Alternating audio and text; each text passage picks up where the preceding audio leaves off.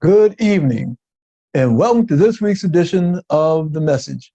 I'm your host, the Knowledge King. We'll spend this next hour with one purpose in mind, and that one purpose is delivering the message that God is Almighty. Everything that ever was, is now, or ever will be, is a piece of God.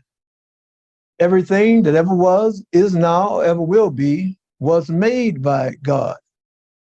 Everything that ever happened is happening right now, ever will happen, was made to happen by God. God is a master plan for all time and all creation. God is Almighty. The message is brought to you by, is produced by the Society of Knowledge. The Society is an interdenominational ministry. Our members come from various different religious and spiritual backgrounds. We have various different religious and spiritual beliefs. Although we come from different backgrounds and have different beliefs, there's one belief that we share. There's one piece of knowledge that we hold in common. And that's the knowledge that there is a being, by no matter what name we may have been taught to call that being, by no matter what name we may have come to know that being, whether that name be God, Allah, Yahweh, Jesus, Jehovah, Buddha, nature, by no matter what name, we know that there is a being that possesses not some of the power, not most of the power, but all of the power. That's the reason we do this show, the only reason we do this show, and that's to deliver the message that that being that personally I call God, that being is indeed Almighty. Today is February the 16th, 2023. Announcements, what you see on your screen right now, that's our main website, and that's www.godsalmighty.org. I thank all of you that have visited the website. Uh, the Lafayette, Louisiana Center of the Society of Knowledge, that's presided over by Messenger Ryan King, and they have a broadcast. Their broadcast is titled The Message Live from the Watering Hole, and that is every other Tuesday rather, 8 p.m. Central Time on Facebook Live at the Messenger Facebook page. Also, our North Carolina Center of the Society, and that is presided over by Messenger T. Novell, and they have a broadcast, and it's named rather, All Things Elevation. And it airs on Mondays at 8 p.m. Eastern Time on Instagram at All Things Elevation. All Things Elevation 7. All right. Once again, it airs at 8 p.m. Eastern Time. So here in the New Orleans area, that'll be 7 p.m. And on the West Coast, that'll be 6 p.m. And it feels good saying this as far as, the society has centers now, knowledge centers, from the East Coast to the West Coast, from North Carolina, which is located on the East Coast, on the Atlantic Ocean, all the way to Los Angeles, California, which is located on the West Coast. But they have a broadcast that's Mondays, 8 p.m. Eastern Time on Instagram at All Things Elevation 7. The Opelousas Center of the Society of Knowledge, that's presided over by Messenger Corey Levier, and those folks in Opelousas are working on getting a broadcast together, and I'm anxious. I'm anxious, waiting on them to come on board, so we can see what's going on there in Opelousas. And one of the great things about these various centers, all of the centers, all of us have the same purpose, and that same purpose is delivering that message that there is an almighty being. But we have different styles of doing it. Matter of fact, I see Messenger Vernell is joining us through Zoom. So let's see if we can get Messenger Vernell on. All right, okay. All right. All right. How you doing, Brother Vernell? let's see if we can get you unmuted. All right. All right. Okay. All right, Brother Vernell, can you unmute your mic and your video? All right. While we are working on that. Okay, I can barely hear you. Hello, Brother Donatus. Oh, all right. Now we have your audio. How you doing, brother? I'm blessed. I'm blessed, one day at a time. All right. All right. You want to turn your video on? Sure. Let me see how to do this. 1 second. All right.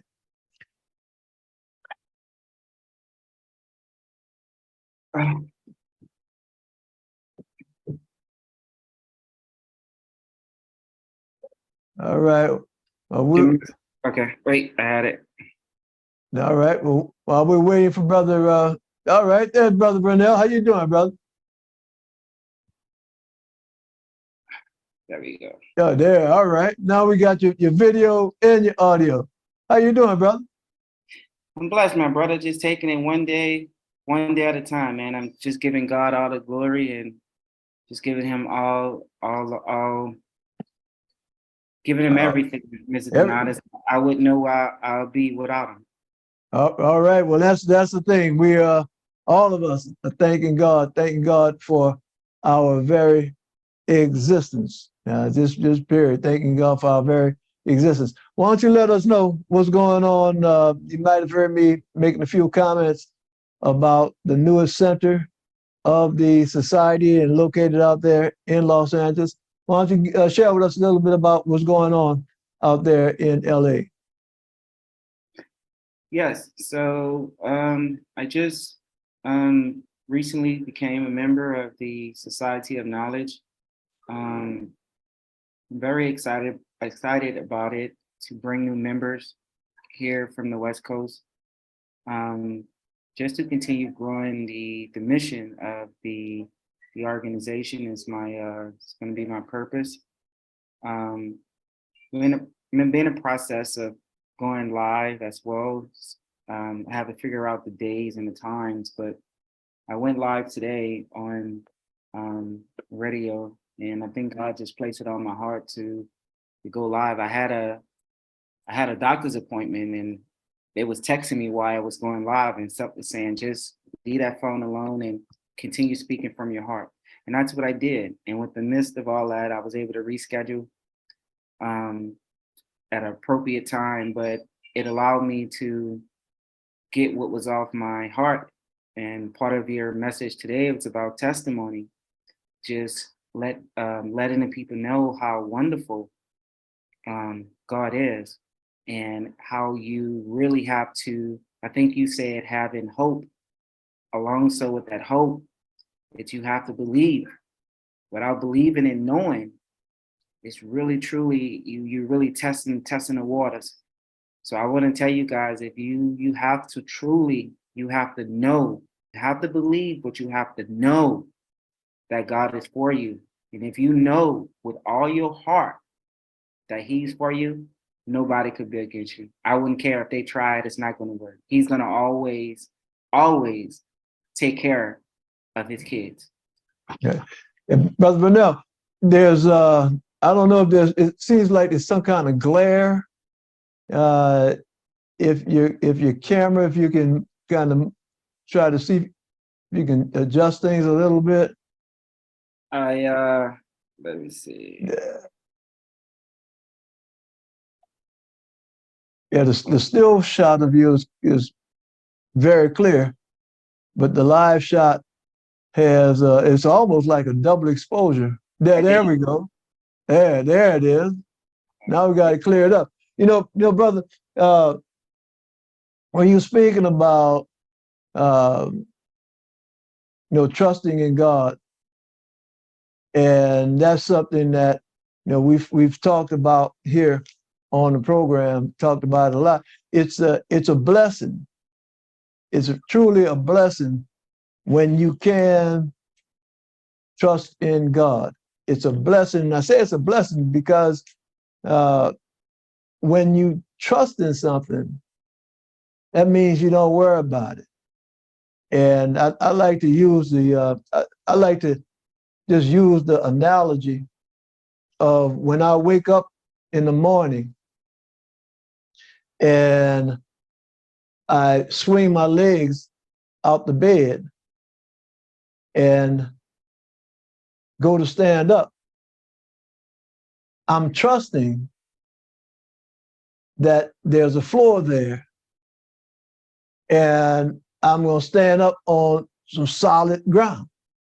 See, I'm trusting so much in it that I don't even think about it. I just swing my legs over, stand up. And now that's, look, Brother Vernell, trusting in God, when you get to that point, whereas you ain't even worried about what that next second's gonna be, not even worried about it, don't even give it a second thought, because you're trusting that God has a master plan and that everything is gonna go exactly the way God planned it.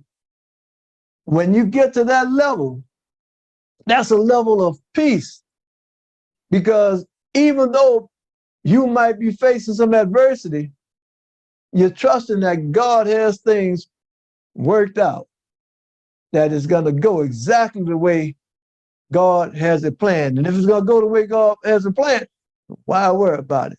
But when you get to that level and getting to that level, that is a blessing in and of itself, in and of itself. And I'm thankful. I'm so thankful that when I start getting to that point where I start worrying about things, that Almighty God touches me and lets me know, hold on, boy, hold on, I got it. I got this. All right. Reminds me that God is in control, that his will be done, and reminds me that I indeed am a part of the Almighty. That's a blessing. And that comes back to the message of the society, and the message that's delivered by the society, that God is Almighty. Before I forget, brother, I saw a post that you did earlier, and that was a post that I think is May, if I'm not mistaken, May of 2022, that you were ordained a minister in the Universal Life Church. Am I right? Yes, it was in May, but I still had some working to do to work in there. So I still have some works in myself that I had to develop. And even though I walk in practice, I'm not perfect, but he's bringing me into this perfect being so I can deliver his message that he have for the people. And he using me. And I just heard someone say, if you can't be used, you useless. Just don't abuse me. All right.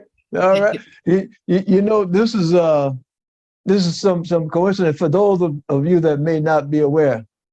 You heard Messenger Vernell speak a little bit earlier about he has just recently become a member of the society, and now he's not only a member but a presiding messenger. But I have been knowing Brother Vernell for a whole lot of years, and this is going back to how many? At least 8 or 9 years, Brother Vernell. Yes, It must be more than that. About a decade. About a decade. And the brother, I first met the brother through, I think it's through this show, The Message. We were broadcasting out of the TV studio here in the city of New Orleans, and the brother was a guest on the show, coming out of the studio. So even though he's formally been a member of the society for a very short period of time, I've known the brother, and God brings spirits together for a purpose. So this is a spirit that was brought together many years ago. Him and I are spirits that were brought together many years ago, and now along our journey, our life's journey, we're entering a new phase, and that's delivering that message together that God is Almighty. And the coincidence, if I'm not mistaken, one of our other messengers, and that is Messenger Tenav out of our North Carolina center. I think he also was ordained in the Universal Life Church. So, God will bring us through all different kinds of things to get to the place where we're supposed to be today. And the only reason that God has brought us to the place where we are today is because there's somewhere else tomorrow that he wants us to be. But we have to take this path to get there. I want to thank my cousin, Willie. Thank you for joining us on Facebook. And you can join, thank you, Brother Messenger Vernell. There was the logo. Did you get the logo, the society's logo? Yes, I did in the email. But I heard you mention to go. I was joining on Facebook, and I heard you mention if I could zoom in on Zoom. So I just grabbed the computer. I didn't have any time to. Oh no, no, that's fine. That's fine. I just asked you that question so that please feel free. As you said that you, and not only that you said, but I actually saw your post today. When you do a post, you can just put that little logo like a bug up in the corner, helping us get the message out about the Society of Knowledge, and like putting that seal that this is a part of the work of the society. I'm going to move on, brother, and you can stay here on Zoom. That's great. And you can chime in if you want to add something that's encouraged, that you can add, some comments. We're going to spend this entire hour, because half the hour is gone already. We're going to spend this entire hour on this discussion topic about Carnival. And, I invite you, I encourage you to join in. And, I enjoy, this is one of the things I enjoy about the message, is the message I like to tell folks that it's kind of like in the Christian church, the Baptist church, Protestant church, is kind of like what they call Bible study. It's kind of like it. And I say kind of like it because we go beyond the Bible here on the message, that we study and we discuss topics that are in the Bible, topics that are out the Bible, topics that are the Quran, topics that are in the Gita, topics that are in the Egyptian Book of the Dead, topics that are all over. Anything relating to religion or spirituality, we discuss it. And this is a safe space. And I remind all of our viewers that this is a safe space. And when I say safe, that you are welcome to share with us any knowledge that you have. The only thing that we require is that when you do make a comment, that you are civil, that we respect each other. We do not criticize anybody for any beliefs that they have. It is a safe space. All right, so having said that, let me go on with some of the other announcements here. All right, we have a Crowley, Louisiana Center. And you see me, I'm just making some adjustments here, trying to work this technology a little bit. But we have a Crowley, Louisiana Center of the Society, and that's presided over by Messenger Frank Othello Andrews Jr. And those of you that have not heard Messenger Frank has a wonderful, wonderful, wonderful, wonderful voice, fantastic voice. He is a trained actor. He is a vocalist. He's a musician. He's been blessed with a whole lot of talents. And if you haven't had an opportunity, let me know, and I can send you some of the videos that we have of Messenger Frank, especially at his ordination ceremony, his acknowledgement ceremony. A presentation that he did, some singing, and he has a lovely wife. She has a beautiful voice also. But let me know, and I can get that video to you. Our Los Angeles, California Center of the Society of Knowledge, that's presided over by Messenger Vernell Trainer. And as you see, Messenger Vernell here with us tonight. Imani Temple number 28 here in the city of New Orleans, that's presided over of the African American Catholic Congregation. That's presided over by Bishop Wendy Mee. And they're located at 2411 Treasure Street, New Orleans, Louisiana, 70122. And as you see, Imani Temple, that's a part of the African American Catholic Congregation. And you see, we're making an announcement about them. We are indeed, truly interdenominational. It doesn't matter what name, what denomination you call yourself, religion, or anything else like that. You're welcome here. And we fellowship with the folks over at the African American Catholic Congregation. We fellowship, with the Jewish brothers and sisters, Muslim brothers and sisters, Christian brothers and sisters, agnostic brothers and sisters. We fellowship, and we come together with the Spirit, and in the Spirit that is indeed an almighty being. We don't let labels separate us. We realize and recognize and know that we are part of one being, one body. Imani Temple number 49 of the African American Catholic Congregation, located in Lafayette, Louisiana. And that's presided over by Archbishop John W. Milton. I'll be seeing, if the Lord says the same, I'll be seeing Archbishop Milton tomorrow, Friday. He's coming in town. So I'll be seeing him and his lovely wife, Sister Tatiana. And again, Archbishop Milton, not only is he the Archbishop, and say Archbishop of the African American Catholic Congregation, and that means that he's presiding over all of the Imani temples, all of those located in the United States, and I think they also have at least one temple located on the African continent. I'm not exactly sure what country in Africa, but my understanding is they do have a temple in on the African continent.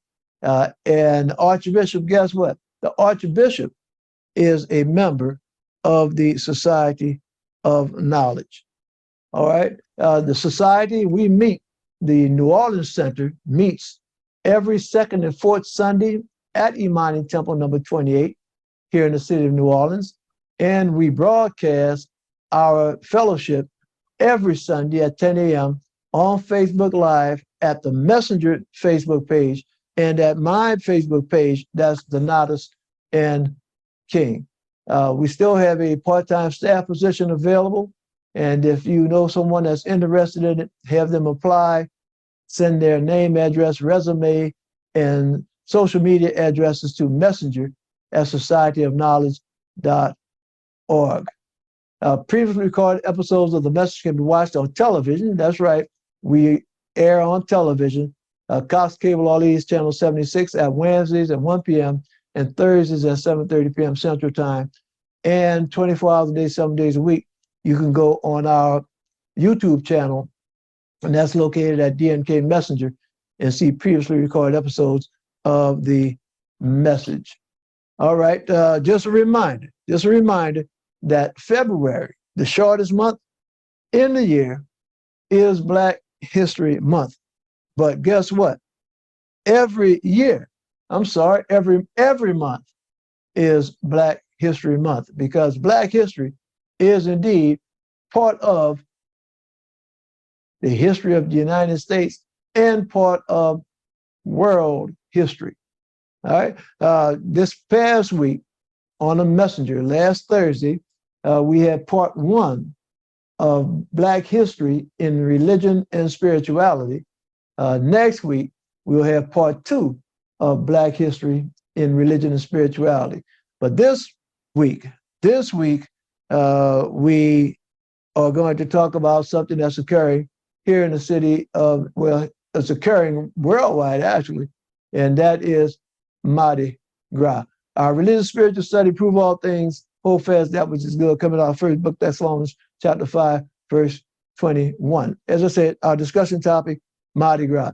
And those of you that are participating by Facebook, if you have some info that you want to share, just put it in the comments section and I'll share that. Or if you want to join us by Zoom, you can join us by Zoom and you can speak your information. All right, Mardi Gras. All right. And I'm reading, and I'm going to try to read my sources for the information that I'm sharing with you. Mardi Gras. This year, Mardi Gras will be celebrated on February 21st, 2023. Okay, so February 21st, Tuesday coming. Okay, Tuesday coming, Mardi Gras. Mardi Gras is celebrated on a different day each year. While Mardi Gras might not at first glance seem religious, and this is, Welly, you asked about what connection Mardi Gras had with religion. While at first glance it might not seem religious, its timing is based on the Christian calendar. It can vary a little, but generally the carnival season. Now that's something that I never really made that distinction between Mardi Gras and the carnival season. A lot of times we use that word interchangeably. Most of the time we use that word interchangeably as far as carnival and Mardi Gras. But Mardi Gras is a specific date. But carnival is a season, the carnival season. All right. The carnival season starts on the Epiphany, and we've talked about the Epiphany. We've had shows devoted to the Epiphany. Starts on the Epiphany, a Christian feast day held 12 days after Christmas. And some of you probably have heard about the 12th night. Okay. All right. So January 6th is the 12th night, the 12th day after Christmas, and that's the Epiphany. Carnival lasts until Mardi Gras, and Mardi Gras is French for Fat Tuesday. That's Mardi Gras, Gras being fat, Mardi Tuesday, Fat Tuesday, the day before Ash Wednesday. So see, we have Fat Tuesday, Mardi Gras, and we have Ash Wednesday, which itself is based on when Easter happens to fall that year. So now we see the religious connection between Mardi Gras and Easter. So that's why some of you all might be trying to wonder why sometimes Mardi Gras comes early, sometimes Mardi Gras comes late. Well, it's based upon Easter. And Easter sometimes is early, Easter sometimes is late. And in order to understand Mardi Gras, you first need to understand the concept of Lent. Lent is a 40-day period of fasting between Ash Wednesday, all right, and Easter, recognized by Roman Catholics and some Protestant churches. So while you're out there jumping around, buck jumping and carrying on for Mardi Gras, look at that. It's related to something that the Roman Catholic Church has established. All right. And Easter, for those of you, let's get some understanding, a little bit understanding about Easter. We've done shows about this, but just a real brief thing about Easter. Easter's date is calculated by finding the first Sunday after the first full moon. That's right. This sounds like some spooky stuff now. You got to find out when the first full moon is that occurs on or after the start of spring or the vernal equinox. Brother Vernell, look at that, vernal equinox. It's a pretty confusing system that explicitly combines Christian and pagan traditions. So yeah, it gets deep when you're trying to figure out Mardi Gras. Well, Mardi Gras is connected with Easter, and Easter is connected with the equinox, which is the sun and the position of the sun in proximity to the earth and all of this kind of stuff. It gets even deeper than that. But we've talked about that before on the show, so we're not going to be dealing with that tonight. But just know that that's how come some of y'all might have been trying to figure out why Mardi Gras changes. Well, now you know. It changes because Easter changes. That's why. All right. And that information comes from a website, www.babbel.com/en/magazine/what is Mardi Gras. All right. Now, Mardi Gras arrived in North America as a French Catholic tradition with the Lemoyne brothers, Pierre Lemoyne d'Iberville and Jean-Baptiste Lemoyne de Bienville, in the late 17th century, when King Louis XIV sent the pair to defend France's claim on the territory of Louisiana. Now, understand something. Now, see, I got to give some comment. You know, I always be falling into that. I try to control myself, but, you know, I'm kind of hard to control sometimes. Look what it says here. It says that King Louis XIV of France, he sent the Bienville boys, Iberville and Bienville, sent them to do what? To defend France's claim on the territory. Now, how France, that way across the Atlantic Ocean, how they gonna claim some territory where people was already living? You see that? Sometimes we look at stuff we don't. So when we dealing with this history, remember there was folks that was living here. There was folks that was living here. All right. And now it got to the point where we call them the indigenous population. See, folks forget that there were Indians living in Louisiana, and they have mounds across the state of Louisiana that's remnants that are built by the indigenous population. But anyway, see, I'm starting to get off on this.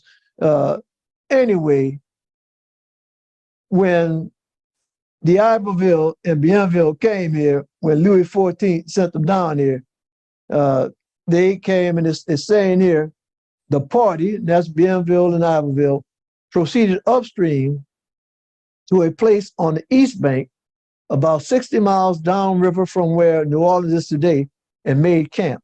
This was on the 3rd of March, 1699, which happened to be a Tuesday, Mardi Gras Tuesday. So in honor of this holiday, Iberville named the spot Point du Mardi Gras and called the nearby tributary Bayou Mardi Gras. So they had already been celebrating this Mardi Gras. They had been celebrating that in, as I said earlier, they had been celebrating that in Europe, and now it's come to the New World, so to speak, as some folks call it, come to this continent. The first Mardi Gras parade held in New Orleans is recorded to have taken place in 1837. Okay, that information comes from Wikipedia. All right, so Wikipedia/Mardi Gras. All right, so now we've talked a little bit about Mardi Gras and the European aspects of Mardi Gras and about the 17th century and the rest of that. But guess what? Guess what? Mardi Gras, in some form or fashion, has been around even before it was in Europe. Mardi Gras is a tradition that dates back thousands of years to pagan celebrations of spring and fertility, including the raucous Roman festivals of Saturnalia and Lupercalia. Okay, Saturnalia. Look at that. And this is artwork, so this is an artist rendering of Saturnalia. And you see they were doing all kind of stuff, drinking and having sex and orgies and all the rest of that. That's a part of what was called Saturnalia. All right, all dealing with fertility and the rest of that kind of stuff. When Christianity, and there's Lupercalia, and Lupercalia, now this got some kind of stuff, kind of sadistic. All right, these jokers running through the streets naked, and what you see in their hands, that's whips. They call it thongs, but it's actually whips. And they used to run through the streets whipping, particularly whipping women, and they say the women felt honored to be whipped because it was taught that being whipped with those whips aided their fertility. Okay, so man, you think we do some Brother Vernell, if you think we do some wild stuff nowadays, man, they were doing some wild stuff back in them days. This is really, really wild. All right. So you go to Bourbon Street come Tuesday, and you're gonna be seeing all them women hanging out, exposing themselves and carrying on, and talk about how, be thinking about how wild that is. Ain't nothing compared to the stuff they used to do back in the day.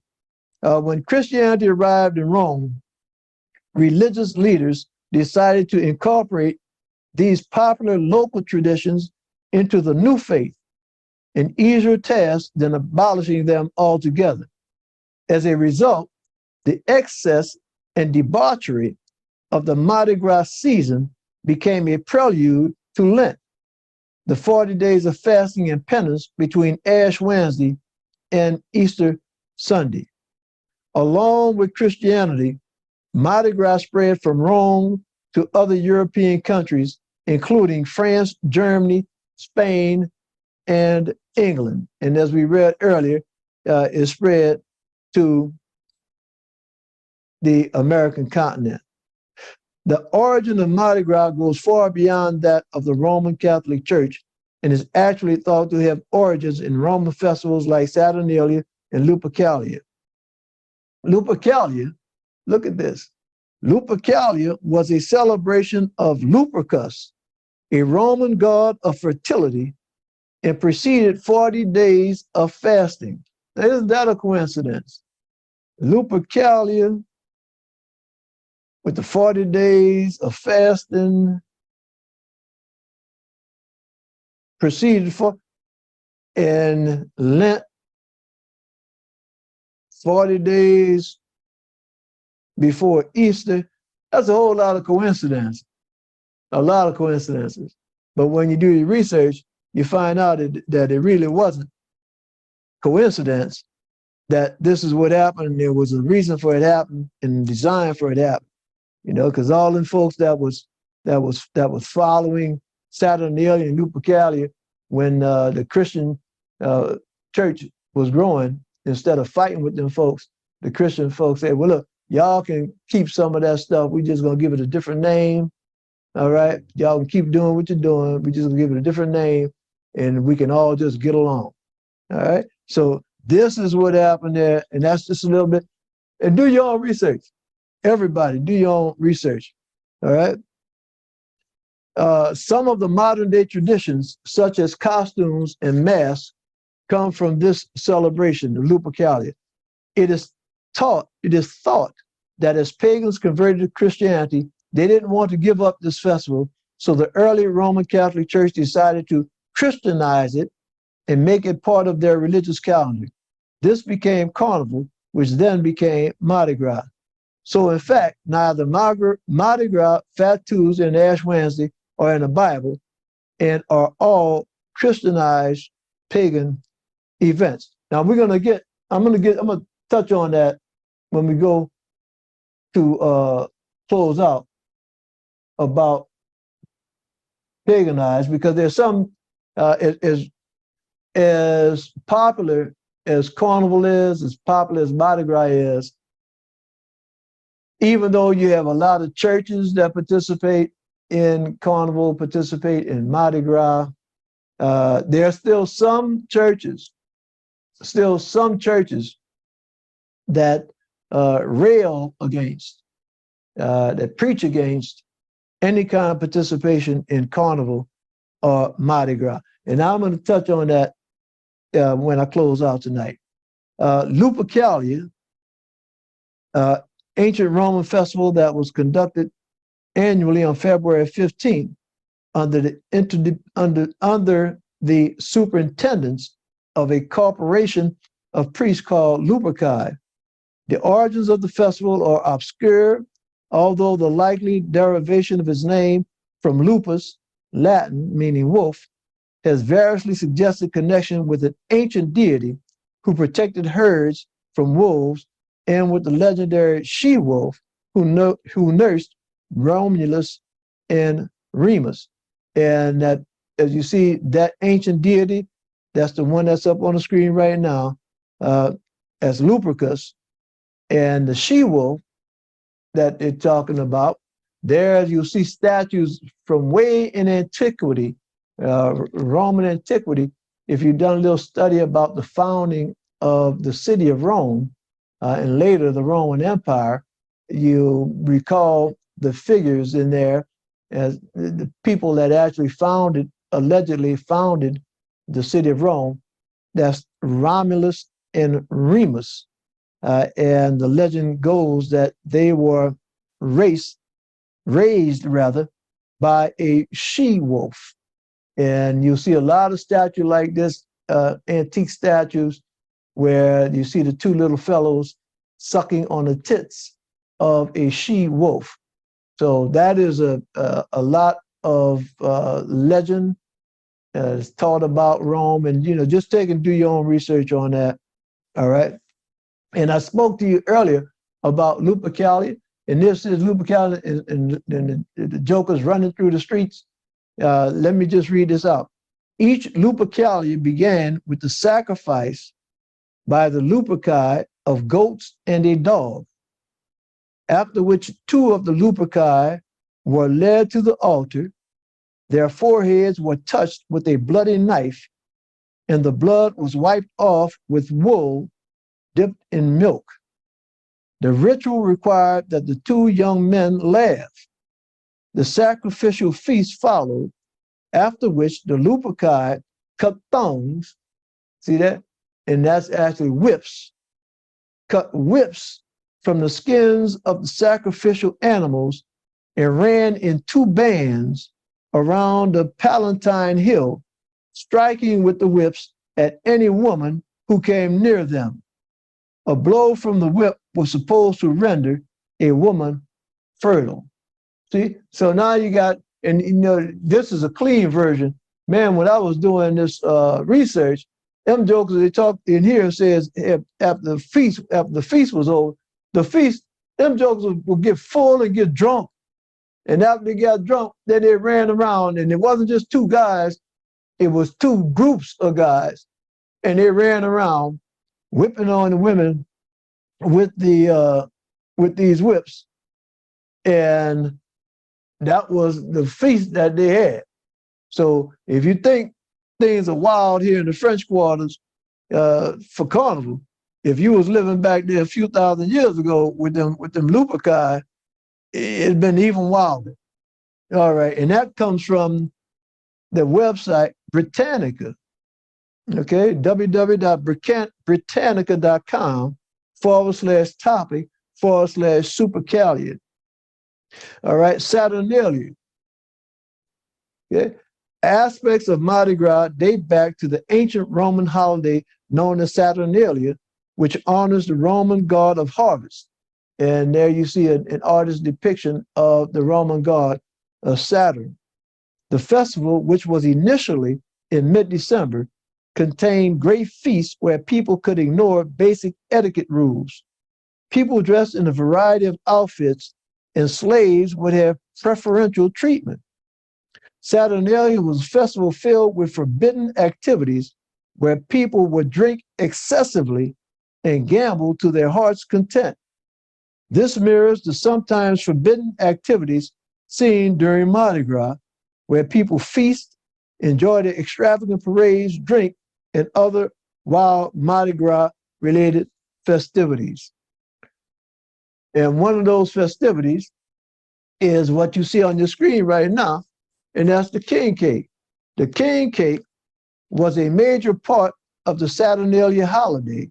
It was baked with a fava, F-A-V-A, some might say fava bean, inside, and whoever found the bean became king for the day.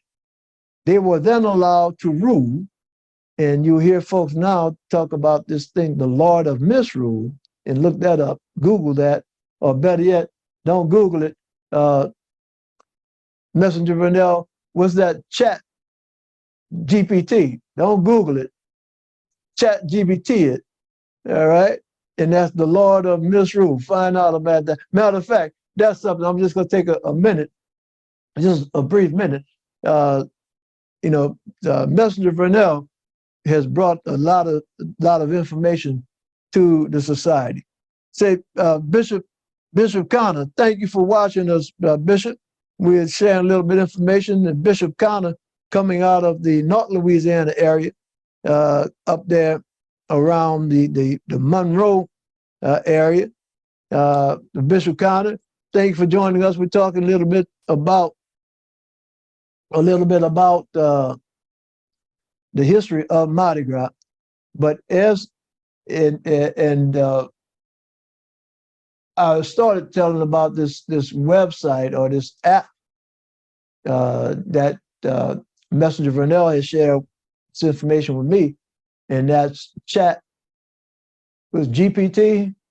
Yeah, Chat GPT. It's an AI. It's a new it's an artificial intelligence software that they just released to the public. It's very, very valuable. Really just depends on how you utilize it, but it could change a lot of lives. And right now they trying to figure out, is it going to replace jobs? Or if it it may not replace jobs, but you may not be hired to do what you went to college with that degree for, because now you have this AI that can take your place and probably produce something more efficient. All It's right, crazy. so It's crazy. all right, so now it's going to create jobs in AI. Okay, all right. When we spoke, when you were sharing this with me, I think I told you that I had seen a news article, but they hadn't really said about Chat GPT, but they were talking about AI.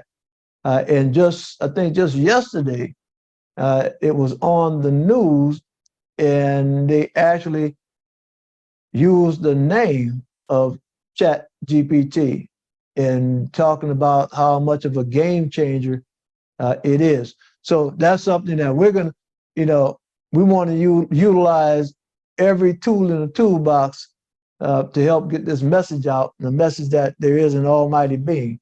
No matter what name you call it, there is an almighty being. So we've got Messenger Vernell on the cutting edge of technology and in our social media. So that's great. I'm looking forward to continued work with Messenger Vernell and continued growth and continued efficacy, the continued ability to deliver that message that God is almighty. Just one brief piece of information to share. Finish out with that king cake. All right. We talked about the Lord of Misrule. This role reversing allowed the slaves to make demands on their masters and express freedom of speech. As Christianity made its way through Rome, the tradition of the king cake took on a different meaning. The once fava bean is now a small plastic baby, to some representing baby Jesus. King cakes are now purchased and baked to celebrate not only the Mardi Gras or carnival season, but also the Epiphany. Finding the baby in the king cake not only makes you king for the day, but it also means you have to host the next Mardi Gras celebration and provide the king cake. Now, having said that, there are some king cake cheats. And if you ever been around some of them jokers, Messenger Vernell, some jokers they'll find that baby and then they'll try to sneak that baby back in the king cake so they don't have to buy the next one. You know? Yeah, some jokers will do that kind of stuff. Remember those days. Yeah, yeah. But that's a little bit the history about Mardi Gras. Welly, you heard me the discussion that we had earlier. You was asking, well, what does Mardi Gras have to do with religion? Well, now you can see. Hopefully, gives you a better understanding about the origin and development of Mardi Gras, the carnival season in general, and how it developed not only throughout Europe, but even before that, it developed. And you can find different elements of the Christianity. You can find different elements of Christianity that have come from not only ancient Roman religions, ancient Greek religions, ancient African religions, ancient Sumerian religions. And it's no wonder that that's the case, because remember, man, throughout recorded history, man has always traveled. Man has never just been confined to one space. And science teaches us, anthropology teaches us that man, as far back as the history of man can be traced, going back to the African continent and different migrations from the African continent to Europe, to the Asian continent, and remigrations back to the African continent. So we've history, science teaches that, and guess what? The Bible teaches that. The Bible teaches that. If you read your Bible, read it for yourself, you see it talks about how Adam and Eve were located east of the Garden of Eden, okay? East of the garden, after they were expelled. Before they were expelled, they were created, and then placed in the Garden of Eden. It says placed eastward into the Garden of Eden. So that shows some travel right there. And then after Adam and Eve, when their children got dispersed throughout the world, they left out of that area and traveled throughout the world. Then after the world was flooded, Noah's sons divided up the world, and some went one way and others went another way. So even the Bible tells us that man has not been static, has not stayed just in one place, that man has moved around. So as man moved around, the knowledge that man acquired about the Almighty, that knowledge moved around also. And it's been jiggled this way, jiggled that way. And as we're reading about there being assimilation, that one religion will borrow a little bitty piece from another religion, and instead of fighting with somebody from another religion, they'll just say, well, look, if you like having that kind of celebration, go ahead and have that celebration. I ain't gonna fight you about it. I ain't mad at you. I'll just give it another name. Okay.